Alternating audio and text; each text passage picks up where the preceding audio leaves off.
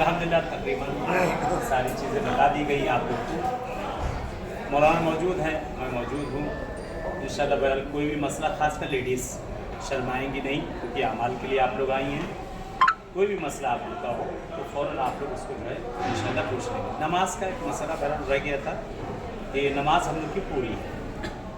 Mecca Medina कहीं भी हम लोग नमाज़ पढ़ेंगे, नमाज पूरी है। पूरा मक्का पूरा मदीना नमाज हम लोग की यहाँ कामिल है। जितने दिन हम लोग रहेंगे नमाज इंशाल्लाह कामिल रहेंगे। इन होटल में पढ़ने से भी जी जी, पूरा मक्का पूरा मदीना, होटल में पढ़े या वहाँ पर हरम में पढ़े, नमाज पूरी पढ़नी। पूरा ये पूरा मक्का पूरा मदीना कसर नहीं है, उसको दोबारा टाइम में देखिए नहीं, अगर किसी ने कसर पढ़ा तो ऐसा ना समझे कि नमाज बातिल है। चॉइस है, हमको यहाँ पर चॉइस है कि आप या तो 2 पढ़े या 4 रकात पढ़े, लेकिन 4 पढ़ना ज़्यादा सवाब है। 4 पढ़ना ज़्यादा सवाब। आपके अख्तियार में ज़्यादा लेना चाहिए, ज़्यादा लेना, और कम लेना चाहिए, दोनों अल्लाह ने अख्तियार दिया आपको।